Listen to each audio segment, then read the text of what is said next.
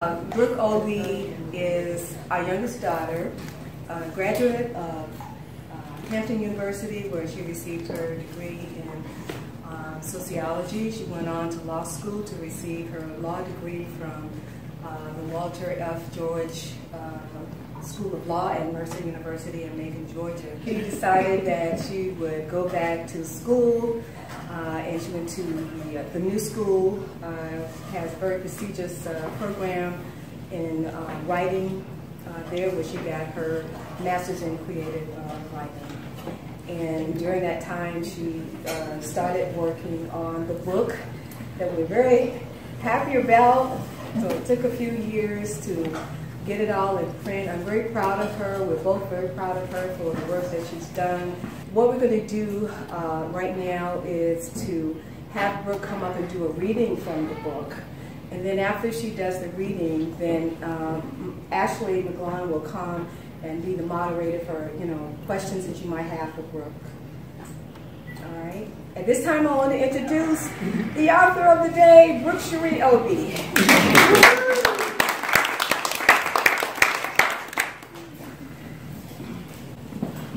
Thank you all very much for coming. I really appreciate all the love and support. I am going to be reading from chapter 7 of the book, just to let everyone know that this book, it is about revolution. It's about a slave revolution. And the main cause of that revolution is a very deep love. So this passage kind of shows what's at stake for the people and why they decide to get together and have this revolution. Supper bell ring in the distance, and Addis know the day be done. She look up and grin too wide when she hear the hooves of a pack of horses coming close. What you grinning so for? Still got work to do, you know. Addis look up to see Nene catching her from clear across the garden. Nene old, but her eyes be like a hawk, and Addis never could get away with nothing. Can't a child be happy to hear the supper bell? She asked, still smiling. Humph, Nene said, and keep hoeing, knowing all the while Addis smiling pleasant pack of horses carrying blacksmith boys back from Burton's smithy in town, and Equime be one of them. Addis hear the hooves getting closer and closer, and know Equime soon be back on the plantation. Not even Nene's bird eyes could see what Addis and Equime going to be up to this night. When the sun starts setting, Addis followed Nene back to their quarters for supper. She finished off her food, washed her and Nene dishes, and run off to the garden. But she don't stop to check her lines. She runs straight through and keep going past trees and brush. When she were little, Addis used to run here so quick for fear of the stories Nene tell her as a child. What Nene learned from her mam in Igbo land about the baobab trees and how they come to life at night and carry off bad childs and their roots. Now Addis knowing it ain't the trees she got to fear. Trees be hiding places. To a Oji, trees be life itself.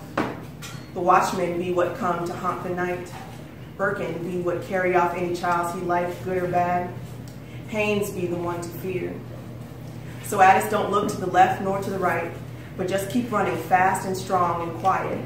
If anybody were gonna catch her, she thinking, they gonna have to run their legs off. Addis run clean to the clearing a half-mile from the gardens, guarded by willows. That's their spot, always have been. And there he be, waiting for her, shining in the night like the son of the sun. Addis and Equime lose all reason at the sight of each other, and they run into each other's arms, awash with glee. She snuggle into him chest and breathe him in deep. He smelled to her like he always smelled, like a hard-working man, a gentle man, strong as iron and nectar sweet to her nostrils. She placed her fingertips beneath his shirt, tracing the healed welts that cover him back like a spider web. She know the genesis of each one, and each time she traced them, she remembering. She run her fingers over the thick ones that cross him shoulder to shoulder. These are from when he laid on top of his dying father to protect him from Haynes's whip. She moved her hands down to the short, fat ones on his left side. These are from the first time he tried to run away as a boy. She moved up to the right. These are from the second time. She moved to the cluster around the base of him back. These are from when I knocked over an entire barrel of cotton and he told the watchman he'd done it. She making her fingers do a healing dance across him back, calling on the ancestors with every stroke. Ekweme placed him rough hands on each side of her face, and she leaned into him hands like cushions. In between him two hands, she feel more safe, more loved than she ever feeling, and the weight of it cracked her chest open. It were a living pain that she don't mind much, because it remind her that living ain't got to be all bad. She opened her eyes and see Ekweme staring back at her. She reach up to him mouth and kiss him full, not fevered, but slow, like weren't nothing past nor future, coming nor gone. Ekweme pulled him lips from hers long enough to tell her in hushed Igbo, "We are leaving this place." "When? How? Tell me everything," she said, and locked her fingers with him own around her face. "1 month from now, this African Creole free man by the name of Cesar is coming back through here with a caravan. He is taking 12 people all the way to the place of the Yakima people, far west of here.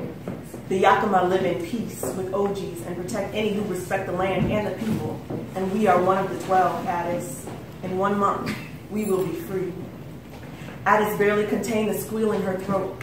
She kissed him to keep from screaming. "We will get married. We will have children. We will be together." He kissed her between each thought, and she closed her eyes and smiled. "We will do everything," he said. "We will do nothing." Tears tried crawling out Addis' eyes, slow, paying no never mind that she don't cry no more. 1 month from now, Addie, 1 month. They laugh and hug again. He pick her up and spin her round till they fall to the ground, still laughing, soft. He roll over and lay on his stomach, and she collapse on his war-torn back, looking up at the stars. She hear the Potomac running just round the bend, and it calm her. To Addis, the warm air smelled newer than it did this morning, wafting up to them from the gardens, and she take in as much as she can of its clean sweetness. The moon peeked through the willows to let them know she listening, and it make Addis remember to whisper. We will not do nothing," Addis cooed to him in her most tender Igbo. "We will do what we want." "What do we want?" he asked her. "Everything," she answered. They laughed, and he flipped himself over on his back and let her fall gentle on his chest. He brushed her hair with the palm of his hand, and she settled into him. "Look, Addis," he said, pointing to a brightness up over the trees. She turned her head to see what he see, the North Star. "It will take us just where we need to go. You belong out on the sea, Ekweme, the way you read the stars. You can take us anywhere, all the way back to Igbo land. If that's where you want to go, I will take you there. That's where I want to go. And while you sail, I will write of our travels, like Joseph Warden," she said. "Joseph Warden?" "A poet. He wrote about the majesty of butterflies. He calls them children of the sun in summer, like us." Ekweme laughed. "When you write of the majesty of butterflies, then I will know we are truly free and happy." He laced his fingers together behind his head, and Addis settled back into him again and smiled a little to herself.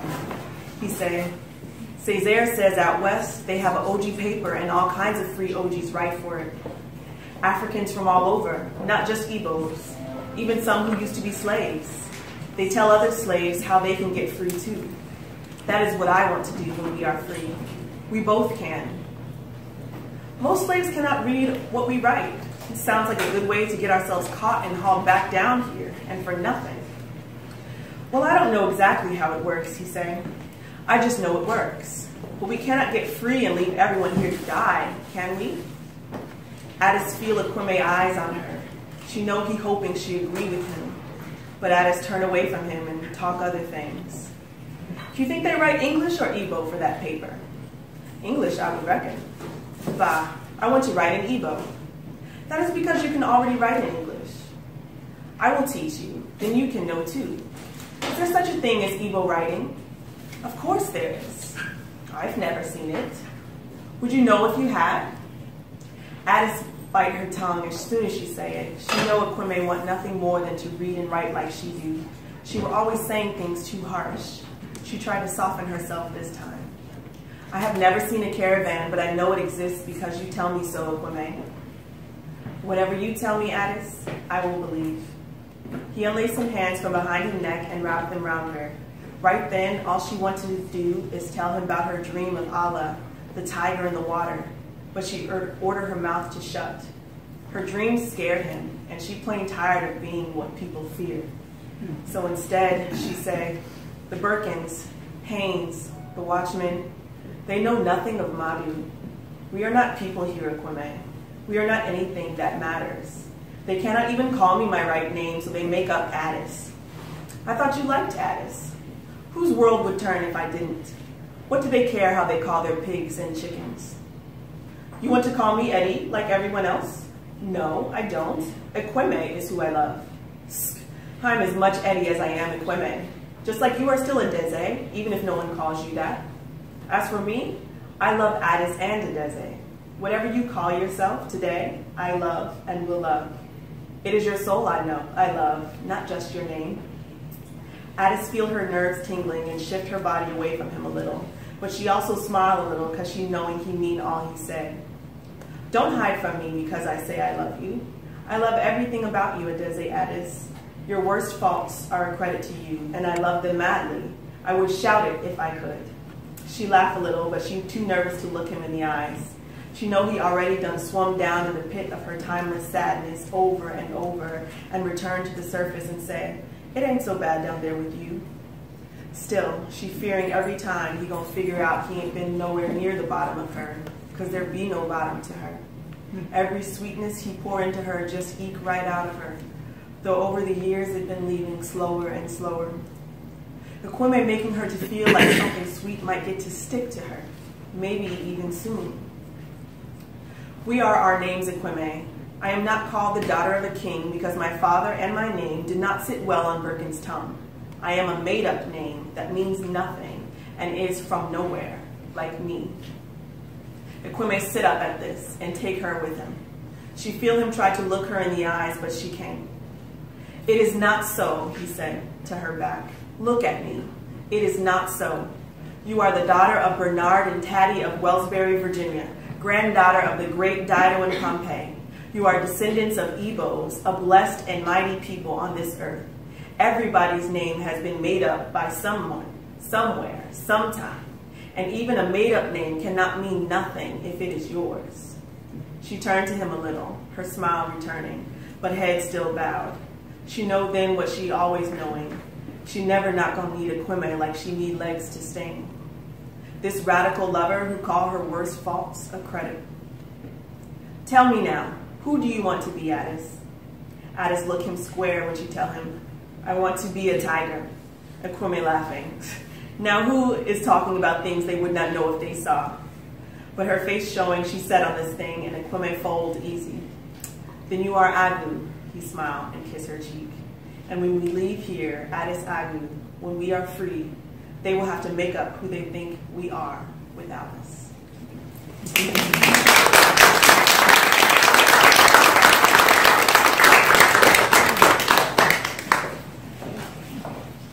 Good afternoon, everyone. Good afternoon. So can you tell us a little, I'm just going to dive right in. Tell us a little bit about how you knew you wanted to write a book. So I remember back in high school we took writing classes together, we were in the same class, and you know, used to write poetry when you were younger. So why did you know that you wanted to write a book? I think I had just read a lot of books that weren't that great. And I had read books that I didn't see myself in. And I heard this quote from Toni Morrison that she was basically saying she wrote the books that she needed to read.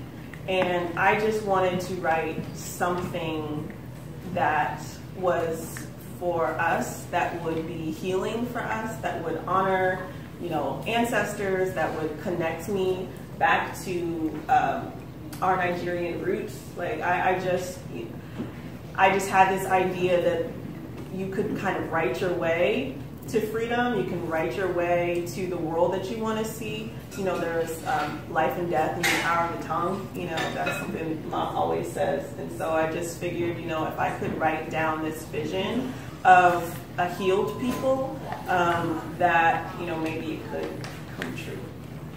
Okay, thank you. So you mentioned healing, so I have a specific question in regards to that. It says here, the complications of black motherhood permeate Book of Addis.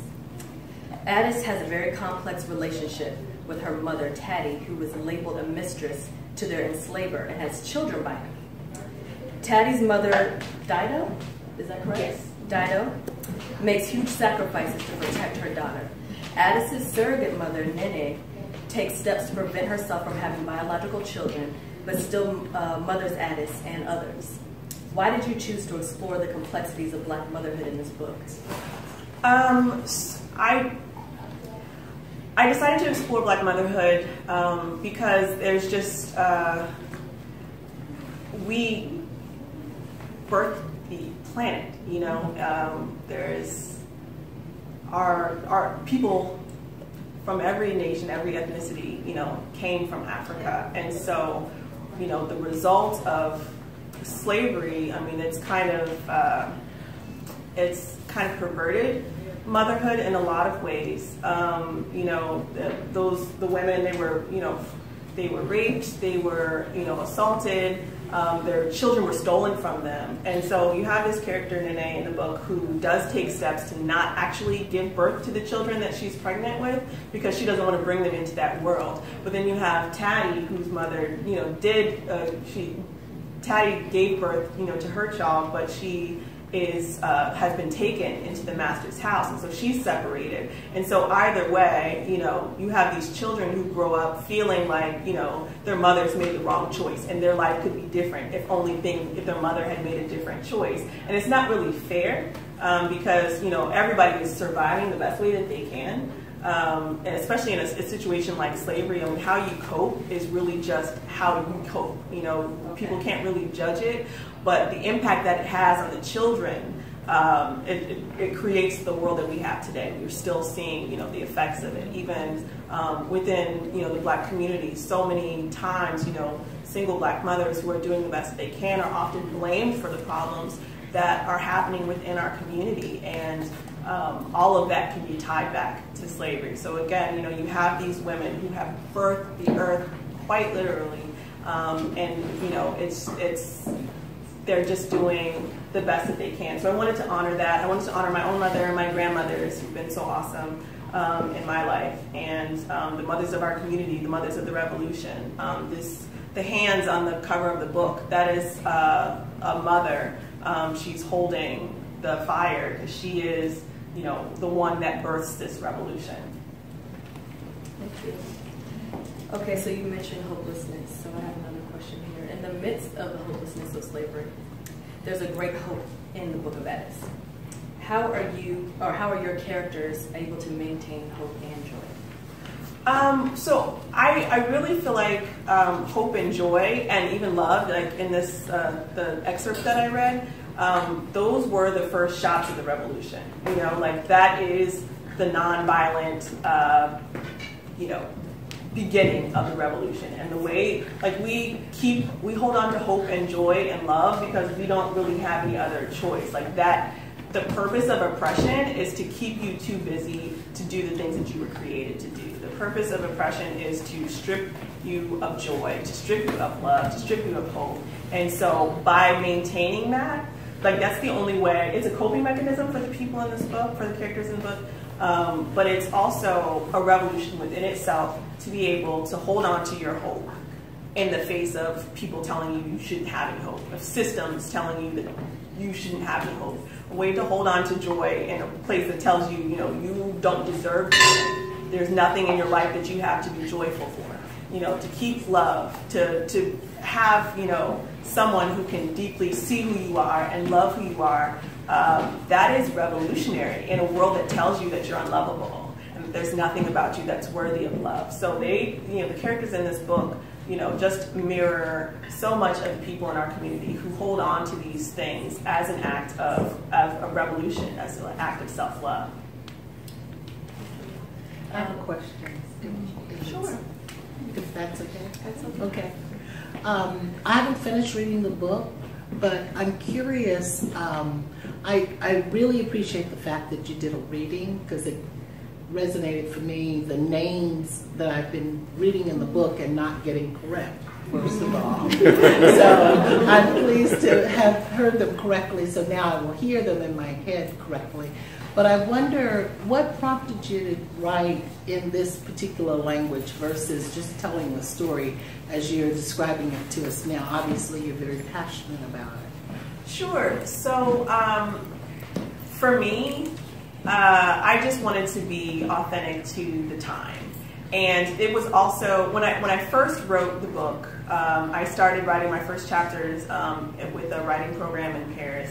And I wrote it in the vernacular, and it was horrible. It was horrible. And it was coming out poorly because, for one, I hadn't studied how to write in the vernacular yet, but also I had like a deep shame about, Ebonics, about African American vernacular, about anything that wasn't standard English. They kind of teach that out of you in school, like this is proper, and then once I got into my MFA program, I took a class called Writing in the Vernacular and read these beautiful pieces of work, like Marlon James's book Night Women, which is entirely written in the vernacular.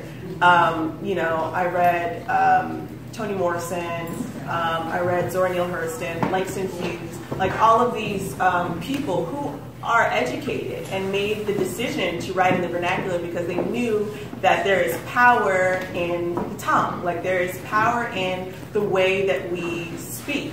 Even the way that, enslaved people spoke, they did that, they created their own language. Like that's what we do. We adapt, we adjust, like that's how we survive. Our language, there's so much history in it, there's so much beauty in it, there's so much power in it that I knew that I wanted to write this book not only as an homage to them and to be as authentic as possible, but also to reclaim for myself the power in the way that my grandmother spoke, the power in the way that my ancestors spoke. Like that is a testament to who we are as a people, that we continue to adapt, that we continue to thrive, and that we continue to empower ourselves even in ways that,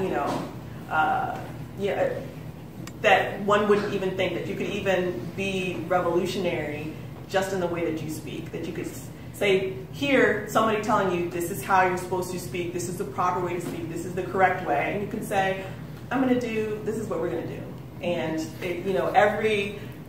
across the African diaspora, you have black people who have taken whatever the language is and they make it their own thing. It's beautiful. So that's what I found the beauty in it. And once I was able to see the power in that, I was able to write it in a way that I felt was really beautiful and, just a testament to our survival. So I'll open the floor 1 second to piggyback, because that was actually my next question. So that was very on time. Jumped the gun. It was on time. So can you just tell us a little bit more about how you prepared to write? So you took the class about writing in vernacular, but how did you prepare to write a book like this? You mentioned the revolution, systemic oppression. How did you prepare? Okay, so I just did a lot of research. So the great thing about the MFA program was that I had all day to write it, and then I had class at night. So I did just a ton of research. And even in New York, there's so much history, because it was one of the largest slave-owning states in the country. And so there are so many historical sites that I went to, and there's Mount Vernon, which this plantation, Wellsbury Plantation, is Mount Vernon, basically. And so I had a year-long pass there, and I went to Mount Vernon several times.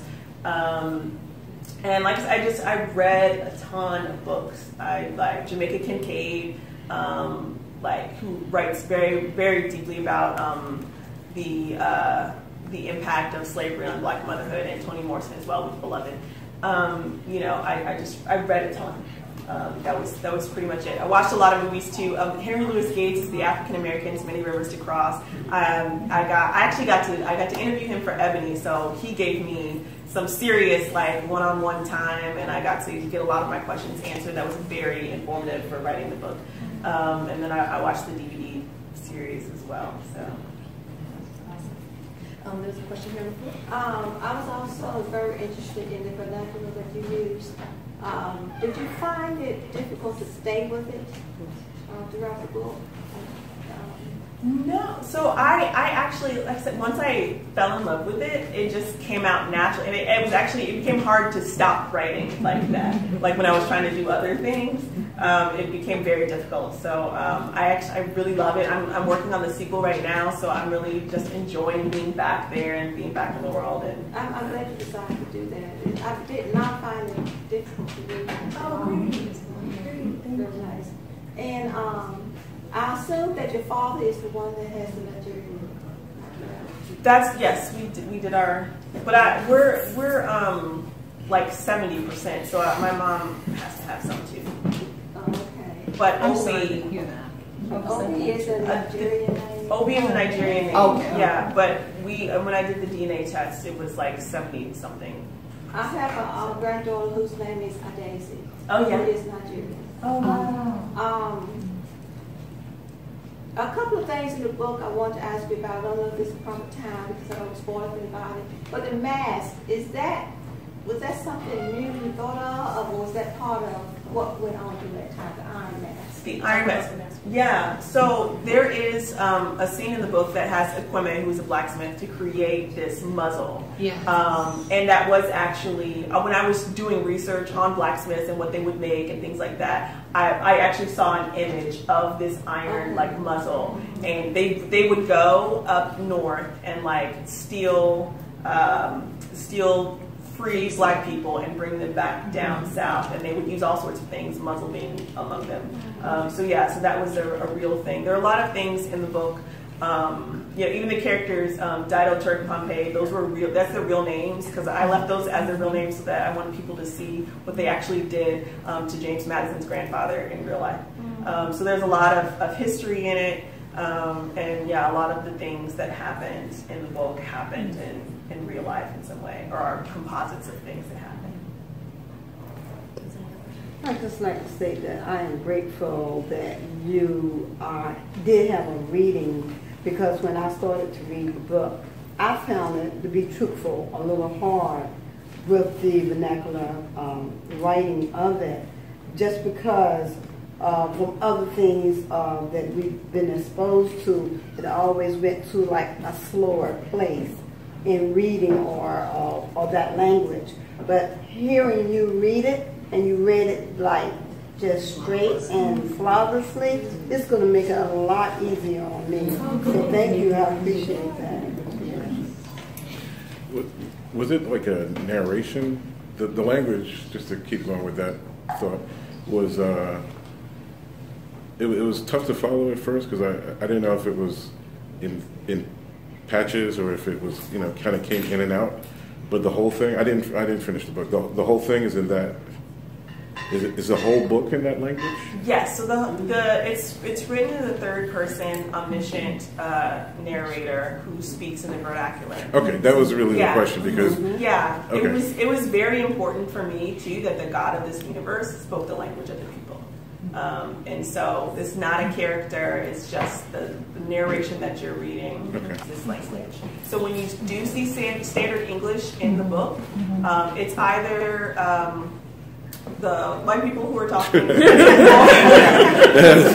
that was my question, basically. Yeah, or when they speak in Igbo, yes. they speak. It comes across as standard English Because you're to indicate that they are speaking their language to each other. You're translating yes, the it's Igbo. a translation. Okay, because those are the two places where the standard English came in. When the white folk were talking, and I got the translation in Igbo. Yeah. So I was like, okay, that's it. Okay, now that's everything else is written. And Igbo is that the culture or? It's the culture. It's the language. It's the name of the people. It's in southern Nigeria. I was going to ask you to speak a little further to that. I've read Zora Houston's books in vernacular before, so I've at least read one or two books. And did you read The Color Purple? I did read The Color Purple, and of course, so once your head gets into the book, I will say you get into the middle of the story, and if you enjoy reading, you can visualize. And so I applaud you for being able to capture the times and convey that to the reader, even in that vernacular language. Because once I got into the language and began to focus on the storyline, it becomes clear. I mean, there are a couple of points in there I'm like, okay, I'll talk to you offline about, okay. But I will ask you this one. Was it a part of real history that there was cutting going on? I found that really, really hard to deal with. Oh, are you Haynes' cutting? Yes. It's a disorder. Okay. I don't know. I know it's a natural disorder. Yeah, I don't know when it actually started, but he's actually based on a real. Haynes is an overseer who is very violent. He's violent with himself and he's violent with other people. And there are things that he's symbolizing through the cutting, in that there is it's generational. And so he is actually based on a real slave owner in Louisiana. It was a woman, Lalaurie, and she mutilated her slaves. And so I don't know if she mutilated herself as well, but I mean there's something like there's a masochism in this character that I wanted to display, and not so much to give him a pass or to give him, I mean, I wanted him to be a full character. I wanted him to be, not to be somebody sympathetic, but to just explain who this person is and how he got to be this way and why that matters, because he has a serious impact on the people around him, and there are many people like him in society, and so it is important to understand what is at the root of that. And it's just, white supremacy hurts everybody. It even hurts the people that it professes to protect. So that was I just wanted to show that. Yeah, so Ms. Michael, you took my next question, so thank you. We're rolling right along. Yeah, so, and that was something that I wanted to make sure that we brought up. You spoke about the different, the standard versus the vernacular language, and each character having a voice in the book. So I'm glad that you talked a little bit about giving the overseer that voice, and just so that people can see the contrast between everyone's experiences. So, are there any other questions from the floor specifically about the book? I have a question. Now, I just got the book today. I read a bit of it over the weekend. So I have the beginning and I skipped to the end just because. Oh, you were the No, I read like the last page. It wasn't. But you started the book off like a rocket ship. Can you just speak to that? Like, I know there are other things in the book, obviously, that people are talking about that are very impactful, understandably, but it started out pretty intense. Can you just talk about like your process in terms of it? It feels I start my books the same way. Like you want to get that impact and that buy-in right up front, and I was just like, wow. I told my wife, I said, wow. I was reading, I'm like, hey, I need this book today. Oh, great. Thank you so much. So I've been reading the prologue when I do readings, but I find that it bumps people out. So I decided to read something that was a little lighter. I started off the prologue with the three characters, Dido, Turk, and Pompey, who were real life characters. I mean, they were real people. They were slaves of James Madison's grandfather, and they were actually tried for poisoning him. And he did actually die.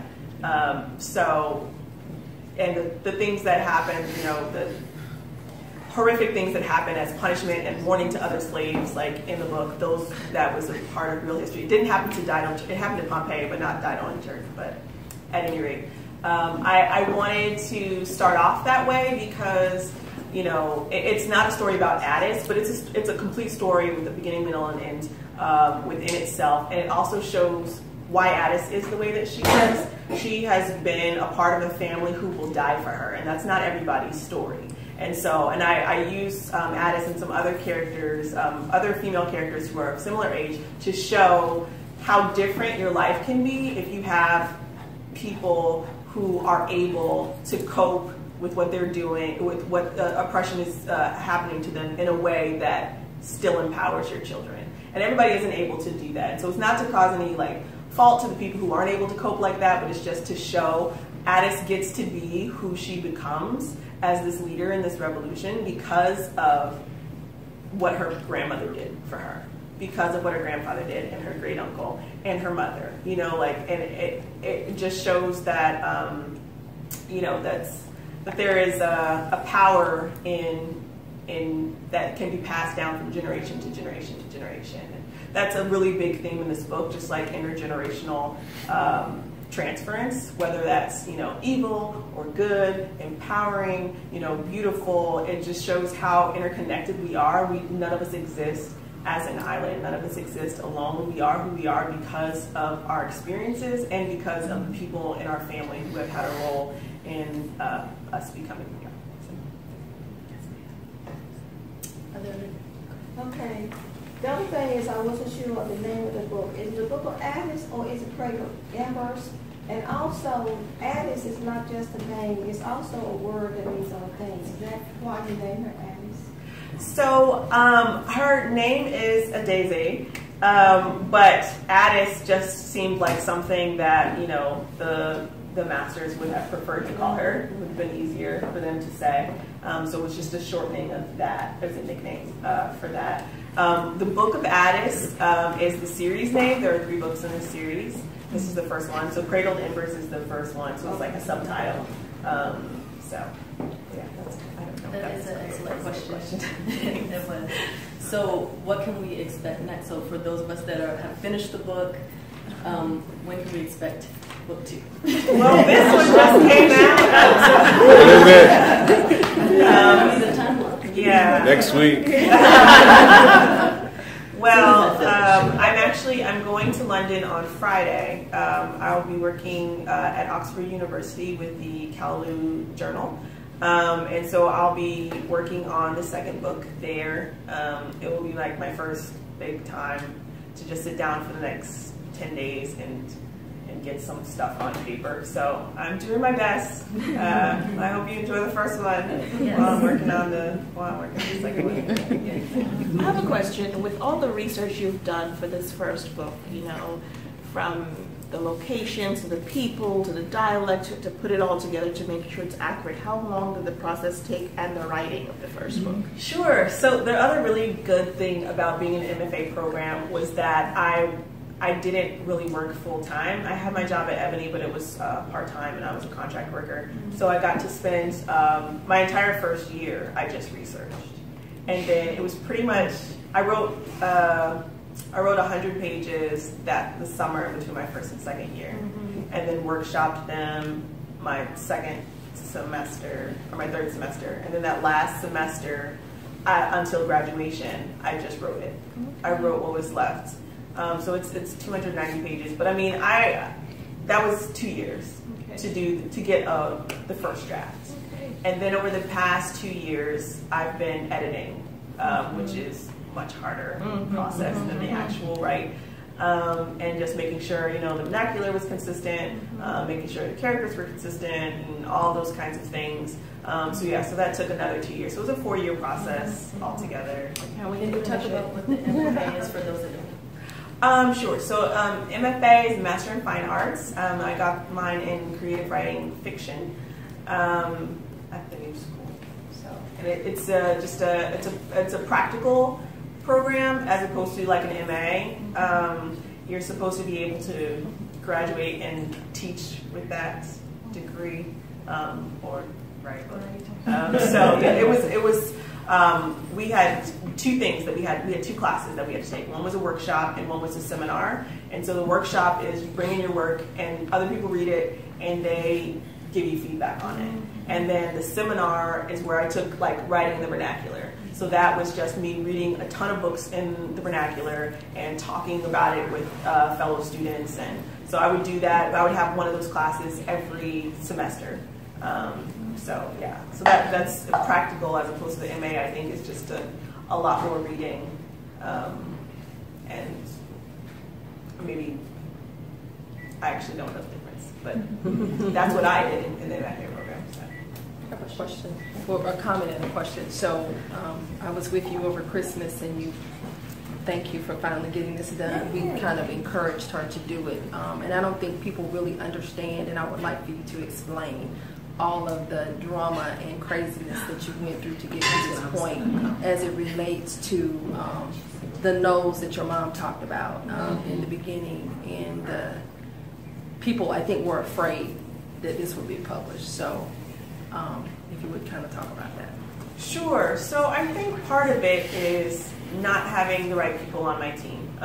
So I went with an agent that I knew. I had gotten rejections from about like 6 agents. And generally, you cast your net really, really wide. And I didn't. I was ready to go. I just wanted to I thought my book was great, and I wanted to get out. And so when those 6 people said no, and I had this agent who was like, yeah, I think it's great, beautiful, like, let's go ahead and do that. I signed, with that agency, and that didn't work out for me. So that was that part of it. But even with the work that the past agent was able to do, the rejections that she got were just so disheartening. It was just, you have a beautiful book, these are great characters, I love all this, but I don't know, it's just not working, or, you should write this in standard English and it'll sell like the hotcakes. Like, it would be stuff like that, it was not, this is a bad book, why did you write this? It was just, I love this book, however, I'm not going to give you any money. And so it was very confusing, very frustrating time, and I didn't have people on my team who would be able to kind of like shepherd me through that process, because I mean some of that was expected, but all of the rejections I got were not really expected, and so it was kind of for me an opportunity to practice something new, which was like self-validation. I really have been leaning on things like, degrees or, all accolades, all these other things to kind of validate who I am. And they can go so quickly and they can mean nothing.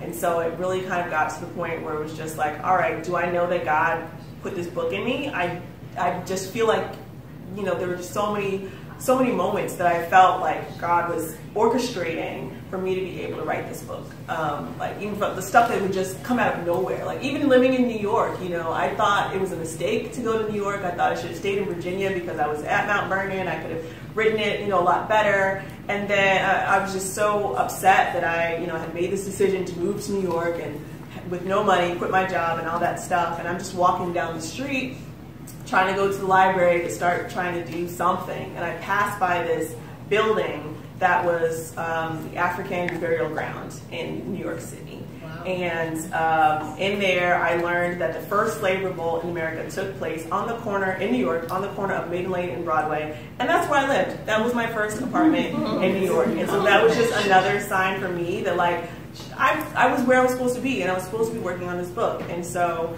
through all of the no's, through all the negative things that happened during the process and all the drama and all of that, it was just like, there's a way that this can be out into the world, and I'm just going to figure out what that is. If I could just piggyback off that, I've known Brooke since she was in first grade. She and my son were in first grade class together. It's a comment. I just want to applaud you for having the tenacity to not accept those no's and go with your heart and go with the calling that you feel God is calling you to. So I'm just so proud of you, and I pray that you will continue to write and do your absolute best, as I know you will. Thank you so much. When I was starting to read this, I said to my husband, I said, wow, this is a fairly young lady I know. She has either lived a lot or she has done a lot of research. But I do have a question for your mother and your father. And that is, when you read certain portions of the book, like, the scene with her boyfriend, the first love scene, the first sexual scene. What did you feel?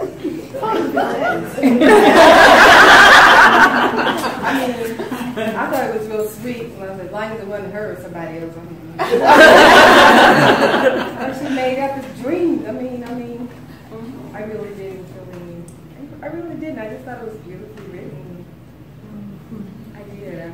Well said, well said. So speaking of that, who was your support system? Like, who was your sounding board when you had your ideas, and how did you present those ideas to that person or people? So, for one, the person on the back of the book is Susan Cheever. She is a brilliant author, Robert Cheever, and she was my thesis advisor in school. And she read the book in ways that, like, other people in my program had read the book and gave me advice and things like that, but she was just like a champion of it very early on. So I asked her to be my thesis advisor, and she accepted, and she read it in 10 seconds and just was like, this is great, what's the next, like, this is what you need to do, and like gave me all those kinds of like really practical things. And then when I got out of school and I graduated, she wrote the blurb on the back of my book. She gave it to her agent, tried to get her agent on board. Her agent, didn't want it, that's fine, but she did her part, like she has been such a champion of that. So that's really great, and I really just appreciate her so much. But beyond that, I mean, both my parents are the people who read the book first, like at every stage of this book. My dad read it first, and then my mom would read it. And they gave me feedback, and that was just really, really invaluable. And then when I was, we just came back from Myrtle Beach, our family reunion. So 2 years ago, or 3 years ago, we had our first family reunion in Myrtle Beach, and I had a workshop there. And that was the first time that I ever had black men read the book, because there were no black men in my workshop. And it blew it open for me, because they would look at the black male characters and be like, oh, well, they wouldn't do this, or they should do that. And that was completely invaluable to me. Like, it was really great. And also got me to stop thinking, I guess, about what I kind of wanted, or what I had kind of seen people do, and to be more imaginative. Like Equime is a total imagination. I had, until recently, never met anybody like me. And I was just like, so what kind of characteristics would I want in this person? How would I want to be supported? Like, how should they be doing? Or even like Pompey, who is very supportive of Dido when she's doing something that's going to endanger all of their lives. He's a ride or die. And that, it was really, really important for me to start, like, they encouraged me to be really imaginative and just write. If this is a book about healing, if it's about freedom, it should also be about creating the people that you want to see, creating the people that you want to know. So who's the real life one you met recently? The real life Equime? He's not here today, but he does exist. So yeah.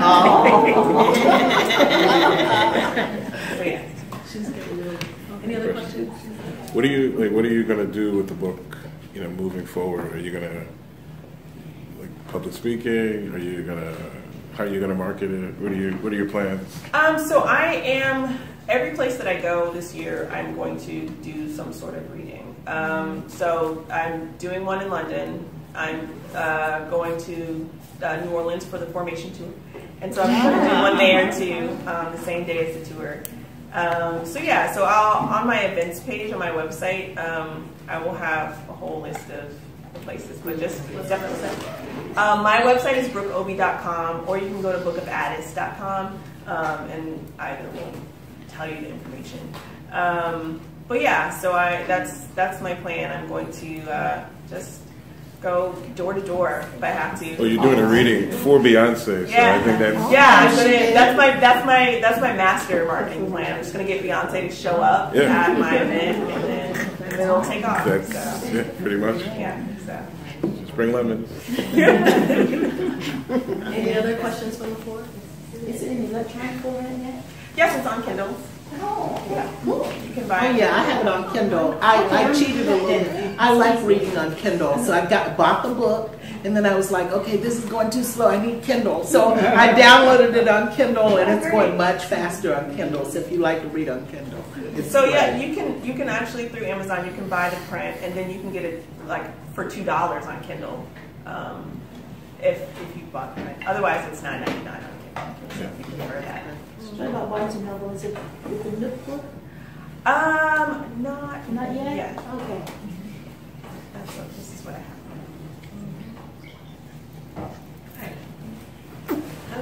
write the name Book of Addis? So it was probably the airport, and I know I'm saying it wrong.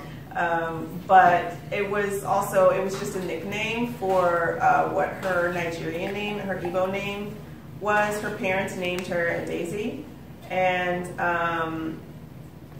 the master actually changed the name. But it was when I read from chapter 7, and I have Kwame telling Addis that it doesn't matter what she's called. It was just kind of a shout out to Black Americans, to be honest. Like, it was like, people make fun of our names, or, they say they're made up, or, it's not as significant because it's not rooted to anything. Like, we don't have a culture because we were, stolen. We do have a culture. We do have, African American culture. It's very vibrant. It's very rich. Our names are beautiful. We give power to the names, even if they're made up. Even if somebody had to make up all the names, at some point, it may have been made up later than somebody else's, but somebody still had to make it up. And so, it was important that even though her true name is something else, that Addis is who she's known by, and that's who she is in America, and, that there was kind of a power of reclamation in, accepting that, these are my experiences. This is something I didn't choose for myself, but I'm going to take it back. I'm going to embrace it. I'm going to give some power to it. So that's why I kept it Book of Addis. I need to hear from Mr. Obie. You were asked a question and you kind of skipped over. No, she answered the question. Well, I think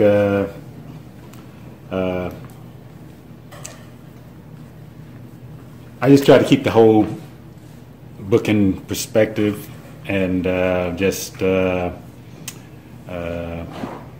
to make sure that what I was reading was what she wanted presented to other readers.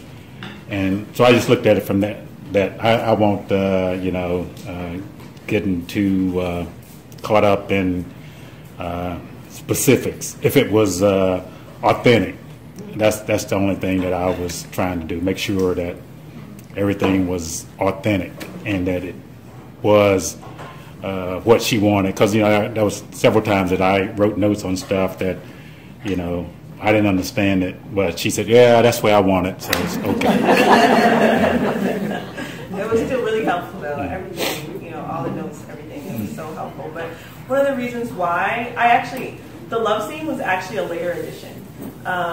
It was like a more recent drafts included that love scene. And to me, I had just actually read an article by Feminista Jones, who's a sex-positive feminist, who was writing about how disempowering sexuality has been for Black women throughout our history in America, and so much about Black women is sexualized. So much about we don't have any control over it. Especially in slavery, we had no control whatsoever over our sexuality. We weren't really allowed to be sexual beings in the way that other women are.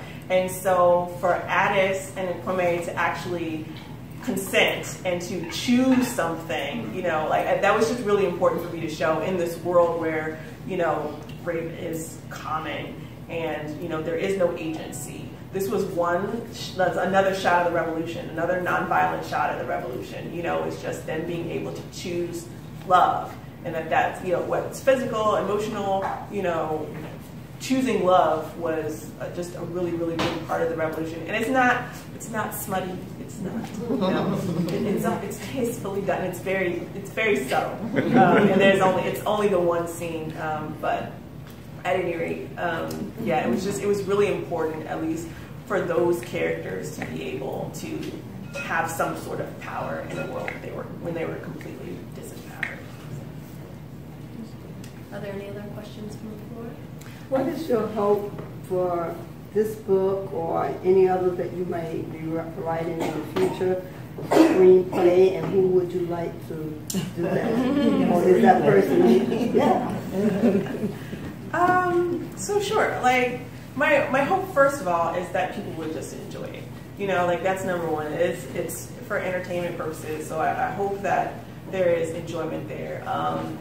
If I can hope for more, you know, I would hope that people would find power in it. They would find it empowering. I mean, there are even like little details in there. Just about everything that's described as black or dark, it's beautiful. It's like liberating. There's some, you know, they find like they long for the night because that's what's going to keep them safe as they're escaping. And so just in a world where everything where you read it, if it has black in front of it or dark or it's something negative, it's something evil, it's something harmful. So even if in the little details people can find like a sense of, you know, beauty and power and self-empowerment, you know, that would be really great. There's, you know, just also a ton of history in there too, so people, you know, want to read up or like Google some of the things they're finding and like learn more about, you know, what some of these real life characters went through, or you know, that would be really great. But yeah, I mean, I would love for this. I'd love to write the screenplay myself. I'd love for this to be a series of movies.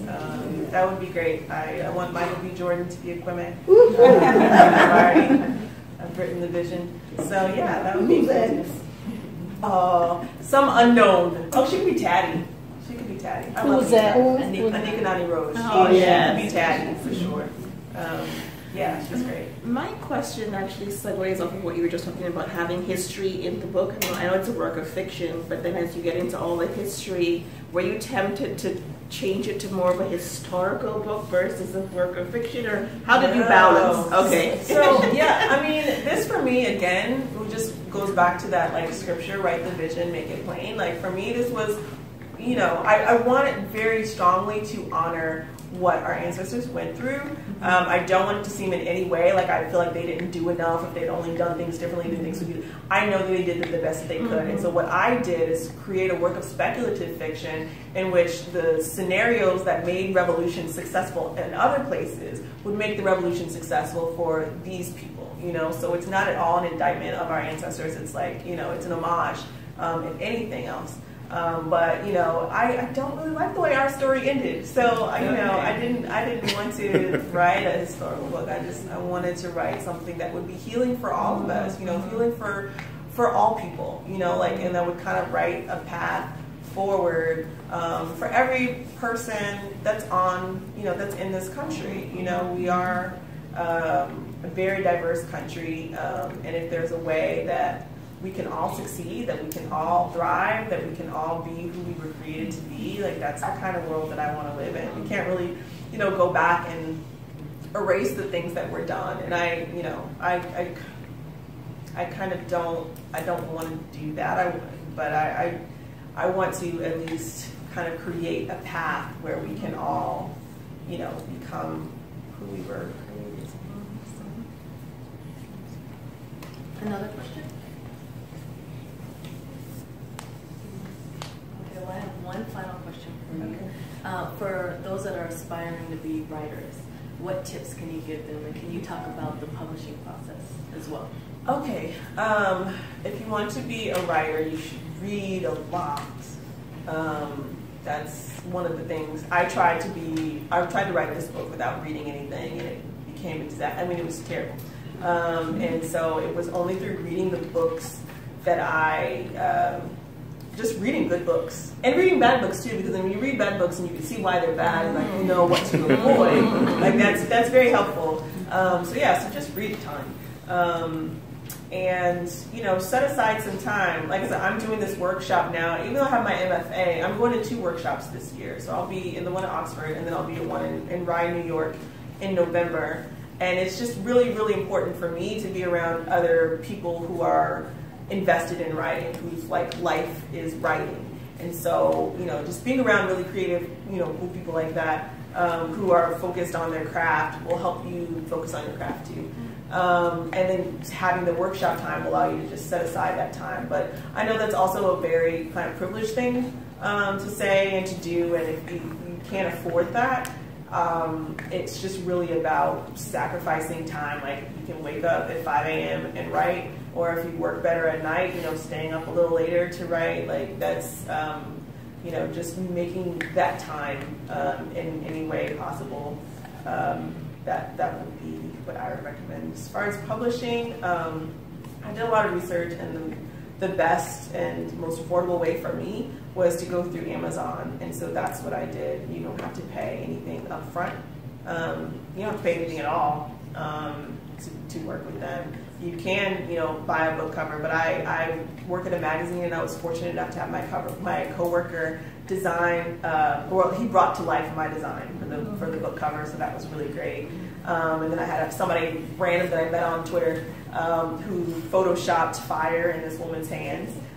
So, those kinds of things I didn't really need Amazon for, but they do have, they have professional cover designers and stuff like that. But I formatted the book all myself. It took a very, very long time. I formatted it for print and for ebook myself, and other than, time, it was pretty easy to do.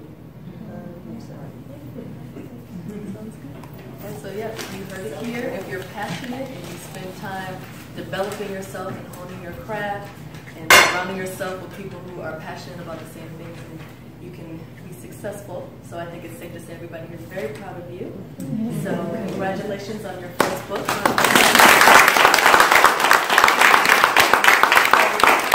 The next portion will be the signing. So you can meet Brooke in the dining room or the living room over there and bring your books, and she'll be glad to sign them. Refreshments for everybody. And refreshments are available. And if you want to buy one, because she told me late.